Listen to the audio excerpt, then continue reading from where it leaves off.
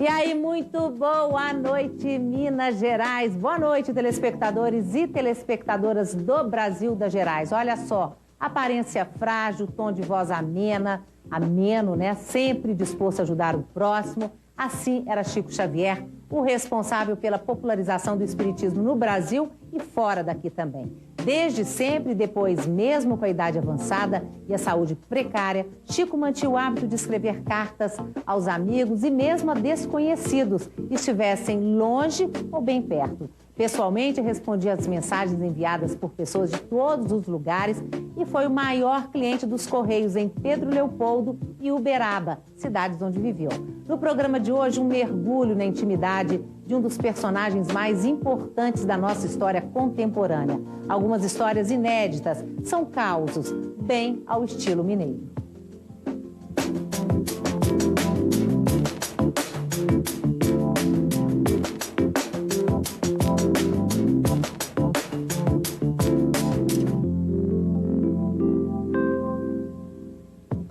Então, se você quiser participar com a gente, compartilhar, um prazer imenso. Os nossos endereços pela internet estão aí, brgerais@redminas.mg.gov.br, no meu blog, robertazampetti.com.br, ou pelo Twitter, twitter.com/brgerais.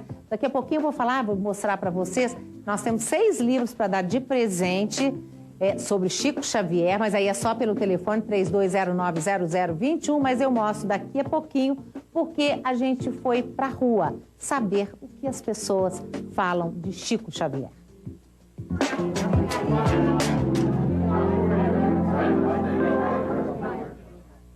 Chico Xavier, quando eu falo nele, o que você lembra? Eu lembro de uma pessoa, assim, de boa, carismática, fez muito bem a muita gente. Acho que é uma pessoa da paz, que só fez o bem. Eu penso em luz, em vidas passadas. Ele foi um grande homem, né? Do Brasil, né? Me lembra a imagem de uma pessoa boa. É a impressão que eu tenho, é assim que eu conceituo, apesar de ser ateu. Chico Xavier é uma referência que eu tenho desde a infância, né? Porque eu tive a oportunidade de ser criada na doutrina. Um monte de filme. Assim, eu não sou muito ligada à história do Chico Xavier. O pouco que eu conheço foi, eu fui ao cinema com a minha mãe porque ela queria ver. Tem gente que não acredita nele, eu acredito. Gosto de Chico Xavier, gosto do que ele fazia, que ele, eu acho que ele ajudava as pessoas. Ele trazia tranquilidade para as pessoas que ficaram em relação às que morreram. Pois é, gente, olha, que interessante. Eu estou aqui no estúdio com Carlos Bacelli, né? Que lançou em Belo Horizonte, nós aproveitamos, né, quando ele esteve aqui na cidade, lançou em Belo Horizonte o Médium dos Pés Descalços, Chico Xavier. Você já tem 15 livros que você escreveu sobre a vida, uma biografia, né, de Chico Xavier, e a sua mulher, 5, ou seja, já são 20 livros na família sobre Chico Xavier. Documentando, Roberta, a vida de Chico Xavier. É uma alegria estar aqui participando com você de seu programa Brasil das Gerais e falando para o seu numeroso público, não é? Uhum. Mas, de fato, nós tivemos uma estreita convivência com Chico Xavier. Desde quando, hein? Aconteceu há muito? Você era jovem? Eu tinha 17 anos. Uhum.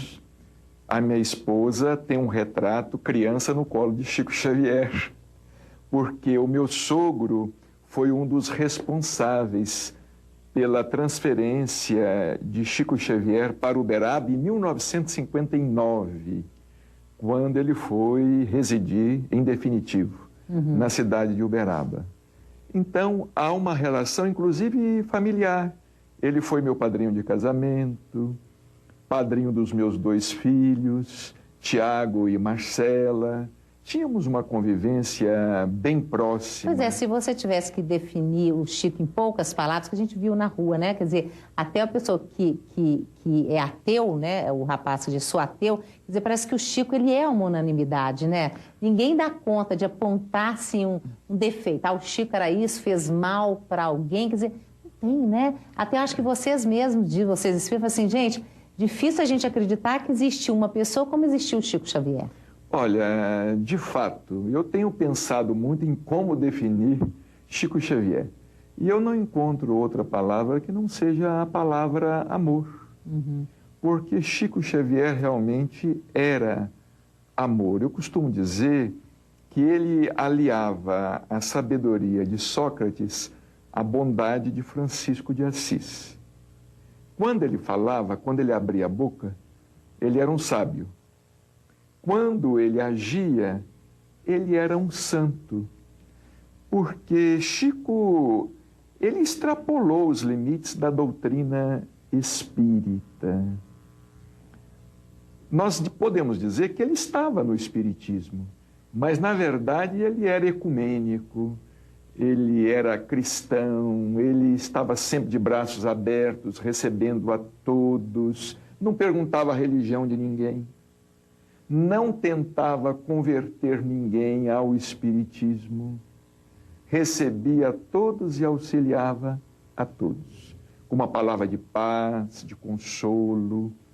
Porque é interessante, Roberto, o Chico, ele se notabilizou como médium, mas ele não era procurado apenas para receber mensagens do além. Ele era procurado também por pessoas desenganadas pela medicina, por pessoas doentes, com problemas sérios de saúde. Ele também era médium de cura. Muitas pessoas se curaram a partir da fé que depositavam em Chico Xavier. Você viu muitas curas? Presenciou? Muitas, sem dúvida, aconteciam discretamente. Pessoas que tinham problema de câncer, problema de coração grave. Depois essas pessoas voltavam lá e diziam assim: olha, Chico, eu estive aqui na sua reunião, participei da reunião, não tenho mais nada, melhorei, dei o meu nome a você, porque o Chico vivia com os bolsos do paletó repletos de papéis. Eu costumava dizer que era a caixa postal de Deus, porque os bolsos do paletó ficavam repletos de papéis, cartas, bilhetes com pedidos de oração, de intercessão, pessoas doentes querendo mensagens, pessoas desesperadas, e o Chico recebia todo mundo, conversava com todo mundo, com simplicidade e também com muita alegria, porque Chico também era muito alegre, é bom falar nisso. Ele era, nós vamos falar do bom humor dele, mas antes disso, o livro, né, que você mostrar para aqui, para Cristiano, o livro que você lançou, o mais recente, né? O Médium dos Pés Descalços. Por que o Médium dos Pés Descalços? Olha, por vários motivos, mas eu vou destacar dois. O Chico tinha o hábito, veja a grandeza dele, né? Ele tinha o hábito de tirar os sapatos quando estava psicografando, desde Pedro Leopoldo. Ele não usava esses sapatos de amarrar, ele usava esses sapatos tipos mocassim. Então ele enfiava um pé no outro, assim, tirava os sapatos e ficava descalço. E psicografava a reunião inteira descalço. Às vezes, quando terminava a reunião, precisava procurar o sapato dele, onde é que estava. Porque um chutava para um lado, outro chutava para o outro, o sapato dele às vezes ia parar na ponta da mesa. E também para simbolizar a simplicidade dele, né? A humildade dele, que era realmente uma pessoa muito simples em todos os aspectos, em todos os sentidos, né? Tanto é assim que desencarnou na simplicidade. Nunca ganhou dinheiro, não deixou dinheiro, não deixou fortuna. O dinheiro que ele recebia, ele distribuía tudo, né? Roberto, era uma coisa estranha. O dinheiro não combinava com as mãos de Chico Xavier. A coisa mais difícil, eu convivi com o Chico Xavier há 25 anos. A coisa mais difícil era ver Chico manuseando dinheiro.